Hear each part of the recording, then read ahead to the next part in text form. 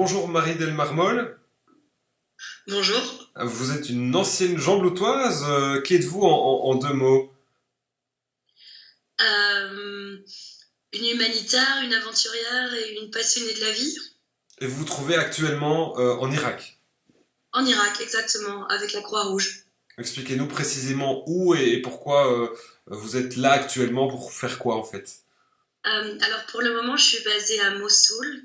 Donc Mossoul est tristement célèbre pour avoir été prise par ISIS en 2014. 75% de la population a dû fuir. La ville a été complètement détruite. Le gouvernorat, dont Mossoul est la capitale, a été complètement pillé et détruit. Et depuis 2014, j'ai toujours eu dans l'idée que je voudrais faire partie de la reconstruction de Mossoul. Et donc voilà, j'y suis. Et c'est absolument passionnant. Les équipes sont fantastiques. Il y a énormément de travail. On voit, je pense, le pire et le meilleur de l'humanité chaque jour. Et c'est extrêmement motivant de travailler ici et de pouvoir reconstruire quelque chose. L'Irak, c'est un pays relativement développé. Donc, par exemple, la maison dans laquelle j'habite, c'est tout à fait confortable. C'est les normes européennes. Par contre, on est en confinement complet. On peut pas bouger. Donc, les week-ends, voilà, je me réveille et j'ai rien d'autre à faire que de rester chez moi. D'accord. Donc, ça, c'est extrêmement compliqué. Par contre, pour le travail, j'ai beaucoup de déplacements. Là, demain, je vais travailler pendant 5 jours à la frontière syrienne avec les yézidis, donc les yézidis qui ont été victimes d'un génocide en Irak. Et là, c'est du terrain tout le temps. Donc, il y a vraiment ce mix pour le travail où on est sur le terrain, mais par contre, aucun risque pour la vie privée parce que oui, il y a encore des explosions régulièrement.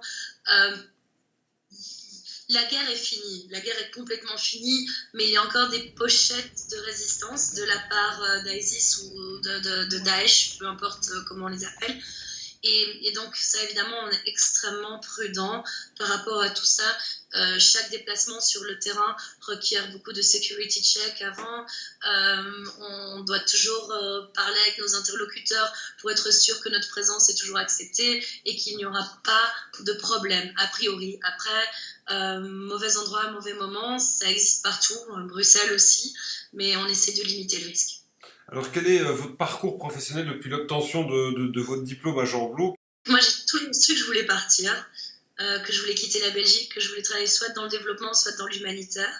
Donc, j'ai été faire un Erasmus à l'étranger, puis j'ai été faire mon TFE à l'étranger aussi dans un Serbie qui était post-conflit.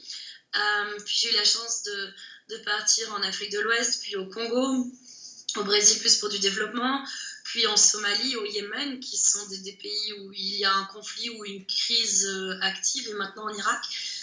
Alors le truc, c'est que oui, il y a une partie humanitaire dans mon boulot, mais avec le type de conflit ou de crise qu'on a aujourd'hui, qui sont des crises qui durent pendant des années, avec des pochettes de violence, avec ouais, des poches de violence un peu plus exacerbées à certains moments, ça a tout à fait du sens d'essayer de relancer des programmes agricoles ou des programmes d'élevage, parce que ça permet aux gens d'avoir aussi beaucoup plus de résilience au cas où il y a éruption de violence ou un choc climatique.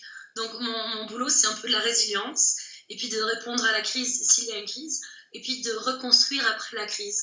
Et avec, oui, les types de crises et de conflits à l'heure actuelle, ça a du sens en fait. Donc je fais aussi mon boulot d'agro tout le temps. Et quels souvenirs vous gardez de vos années d'études, vous, à Jean-Blot? L'AG, c'est familial, non, c'est génial, on est un peu protégé du reste du monde, on a ce lien, cette famille jambetoise qui nous rend un peu invincibles. Après, je pense que c'est bon, pas spécialement d'en sortir, mais aussi d'aller regarder ce qui se passe ailleurs et de toujours essayer de s'ouvrir la tête. Est-ce que vous continuez à vous intéresser un peu à la vie de la faculté, ce qui est fait ici, niveau notamment de tout ce qui est agronomie? Oui et non. Euh, oui, s'il y a des recherches intéressantes qui peuvent vraiment nous aider sur le terrain, et non, parce que je crois que je suis partie dans un monde tellement international que je regarde ce qui se passe un peu partout. D'accord. Merci beaucoup en tout cas d'avoir répondu à notre question et puis bonne continuation.